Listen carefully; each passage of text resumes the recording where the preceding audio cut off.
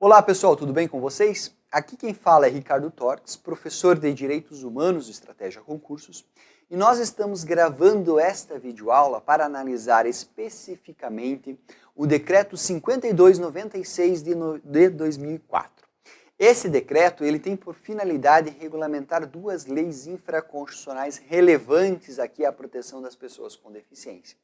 A primeira dessas leis é, claro, sem sombra de dúvidas, a Lei 10.098 de 2000, que trata da acessibilidade. E também nós temos a disciplina, melhor, a regulamentação da Lei 10.048 de 2000, que trata da prioridade de atendimento. Portanto, o Decreto 5296 é uma norma regulamentar que visa explicitar e dar aplicabilidade às disposições infraconstitucionais já estudadas. E ele disciplina, portanto, regras tanto de acessibilidade quanto regras relativas à prioridade de atendimento. Aqui no nosso estudo, tal como nós temos efetuado em relação a essas normas específicas que foram previstas aqui para o nosso concurso, nós vamos fazer o seguinte, nós não vamos analisar a integralidade desse diploma normativo. A integralidade do diploma eu remeto vocês ao estudo em PDF.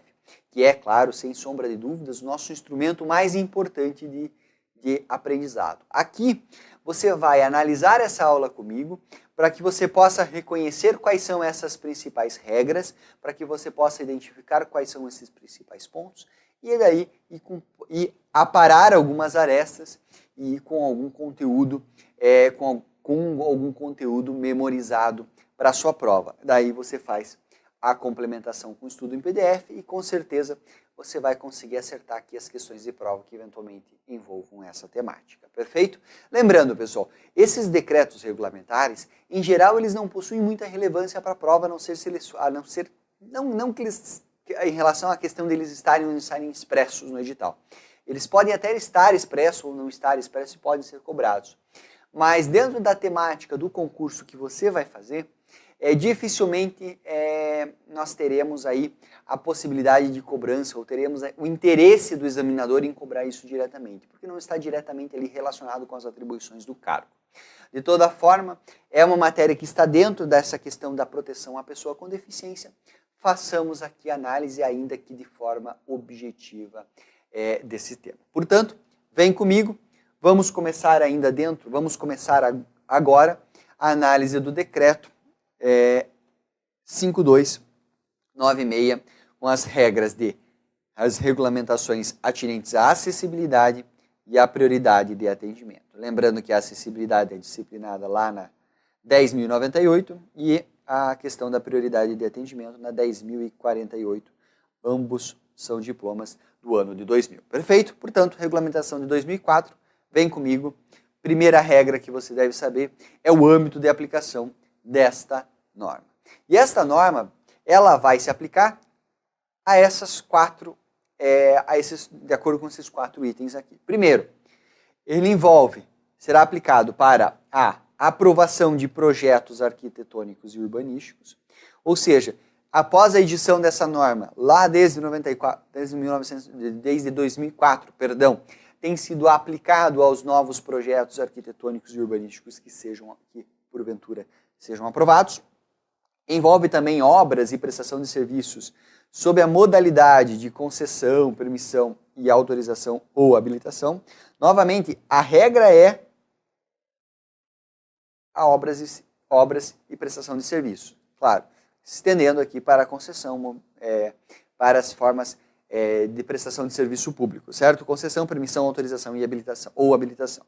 Nós temos ainda a previsão de aplicação dessas regras para financiamentos públicos de projetos ou serviços. E olhem que envolve também a observância dessas regras para eventuais empréstimos ou também financiamentos, claro, agora na seara internacional. Portanto, essas normas que nós veremos aqui, a síntese delas, elas se aplicam a todas essas questões aqui.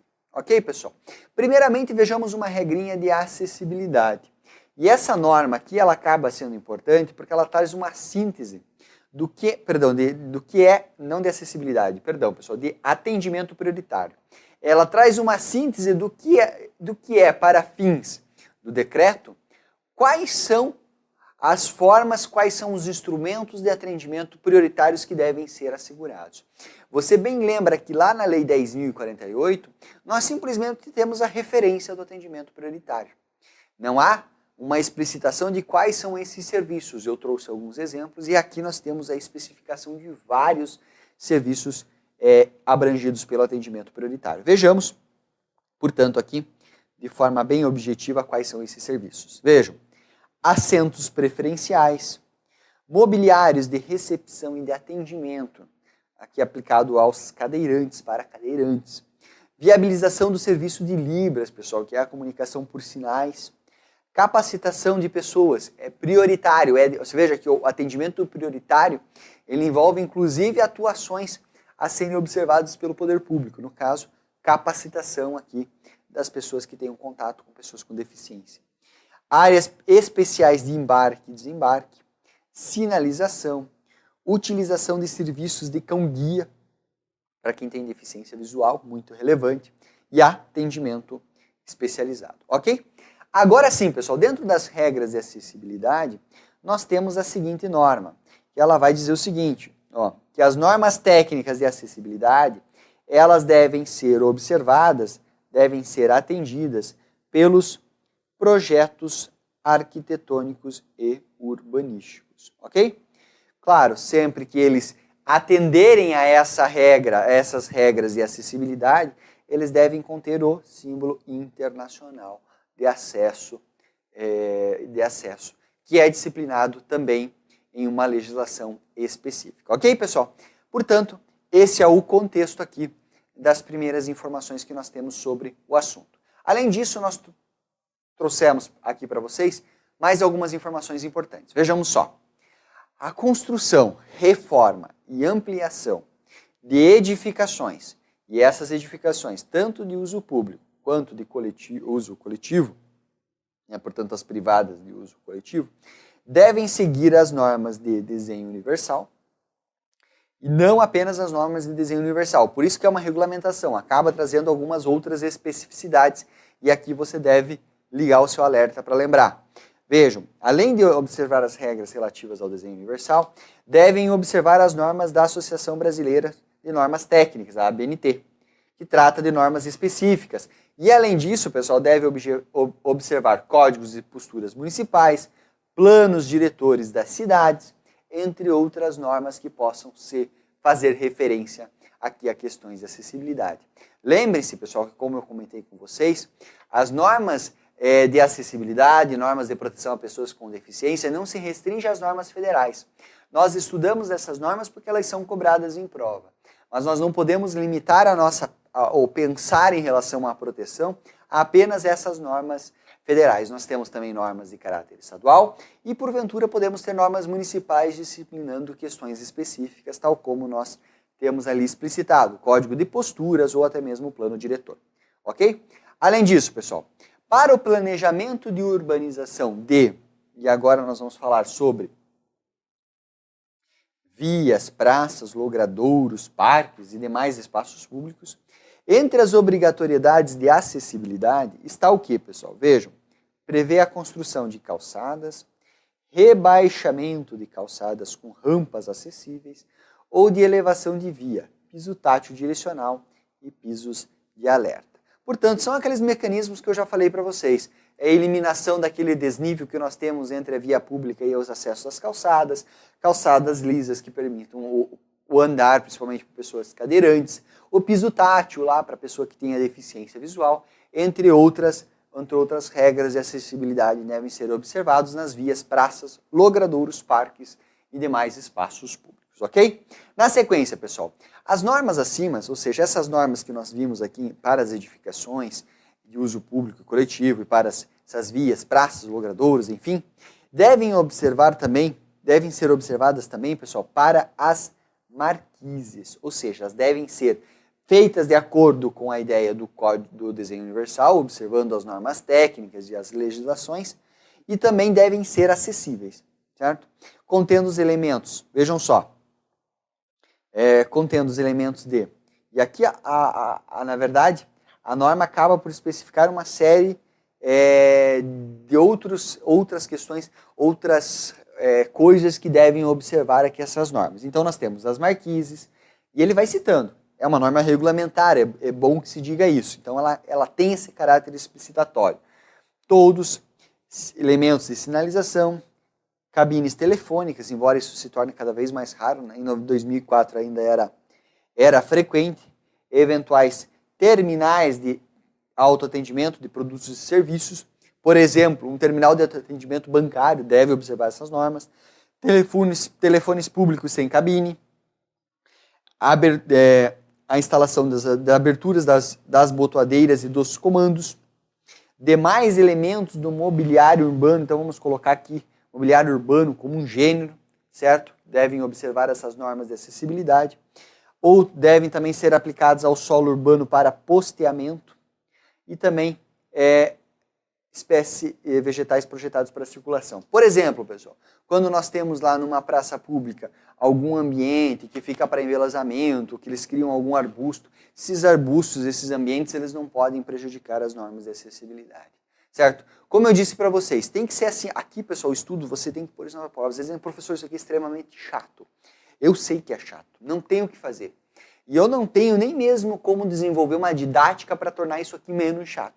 A única coisa que eu posso fazer para você é minimizar a tua dor, é sintetizar o que é importante para que a gente possa fazer essa leitura aqui atenta e nós resolvermos eventuais questões de prova que possam ser cobradas. Portanto, mantenha o foco, vamos lá, seguindo em frente, nós temos ainda alguns aspectos para tratar a respeito desse decreto.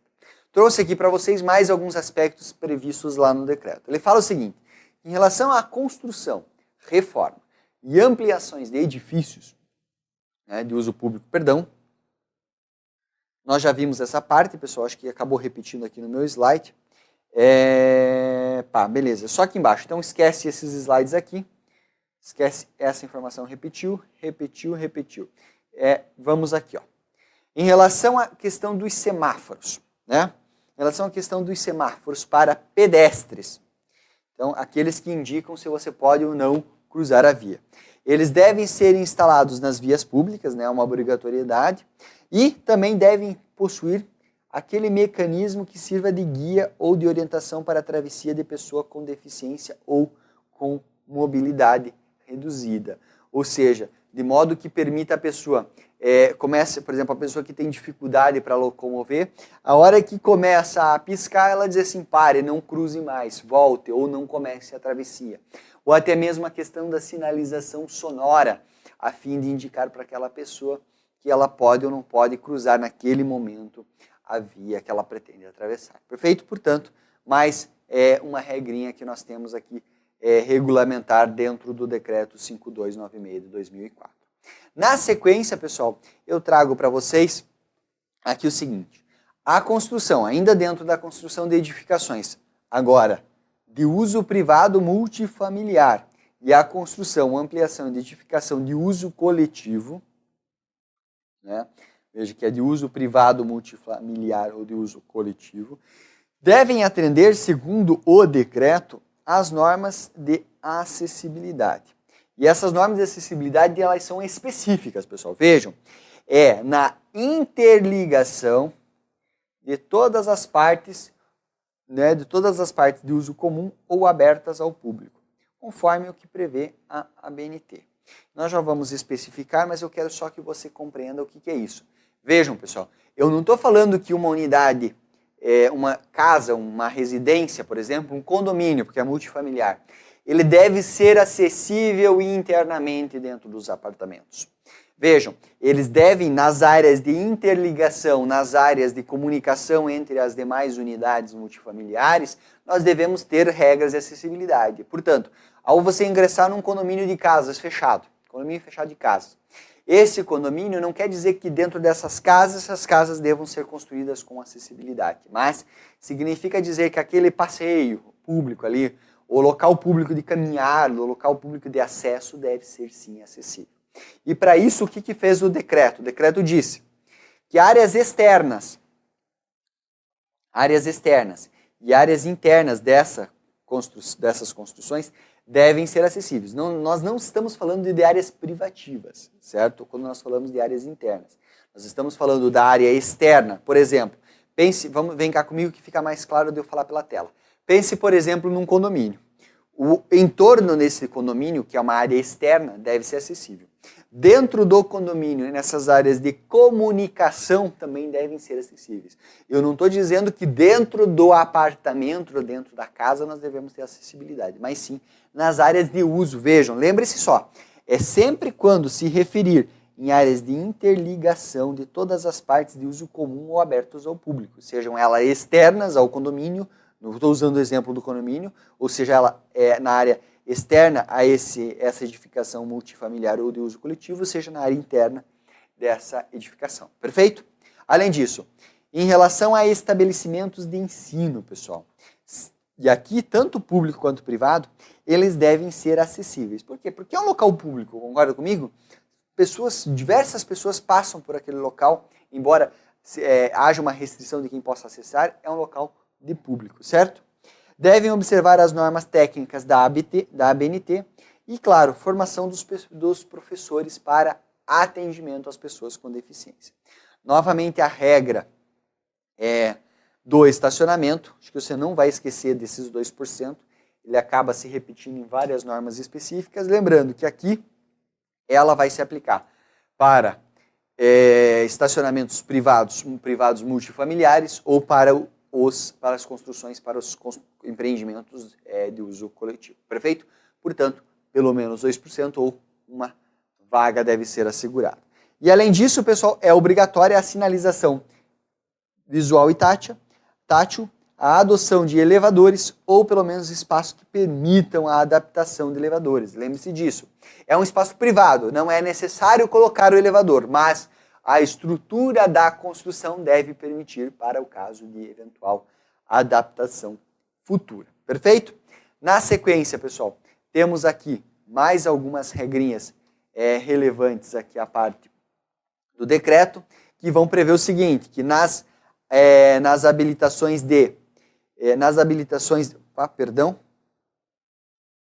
caiu aqui? Voltando. Nas habitações de interesse social, né, nos programas de habitação, eles devem observar as regras de acessibilidade, ou seja, toda vez que nós tivermos alguma coisa que envolva interesse público por trás, eles devem ser acessíveis, ok, pessoal?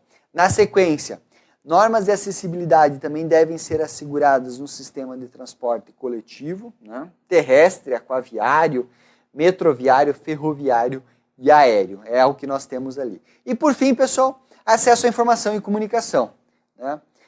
Vejam só, devem ser acessíveis, e olha que legal isso. Os sites eletrônicos de grande porte, a lei não define exatamente o que ela entende por grande porte, mas sites que tenham muito acesso, que sejam de consulta comum, que sejam acessíveis ao público, eles devem ser acessíveis de acordo com o decreto 5296. Além disso, pessoal, telecentros comunitários que sejam instalados pelo poder público. Seriam espécies de cinemas públicos e de acesso à comunicação e informação criados pelo poder público, também devem observar as regras de acessibilidade, tranquilo. Basta você dar uma lida para fins de reconhecimento. E também, pessoal, sistemas telefônicos fixos ou móveis. E, por fim, os serviços de rádio e TV também devem proporcionar a acessibilidade, ok? E é isso, pessoal. Vejam, essas normas aqui, essas normas do decreto 5296, são normas muitas vezes de reconhecimento. E eu acho que é importante agora, depois que nós analisamos boa parte dessa normativa, que você tenha em mente que essas normas de reconhecimento, elas têm por finalidade, nosso estudo aqui, não tem outra saída a não ser passar por essas normas de forma objetiva, dar uma lida com vocês, fazer algum destaque, porque não tem muita opção de estudo. É diferente de uma regra, é diferente do que nós vimos lá dentro do Estatuto da Pessoa com Deficiência, que é detalhado, que traz uma série de regras imbricadas. Perfeito? Espero ter atendido às suas necessidades. Gravamos aqui os vídeos dessas leis específicas, como esse decreto, justamente para que você possa ter tranquilidade na sua prova. Lembrando, vai para o material em PDF, lê os nossos destaques, estudo que consta do material PDF. Se restar alguma dúvida, eu estou à disposição de vocês. Não deixem de tirar as dúvidas, que é o que vai, com certeza, dar tranquilidade no seu estudo e vai permitir que você consolide o conhecimento. Ok? Precisando de mim, estou à disposição. Um forte abraço a todos vocês e até breve.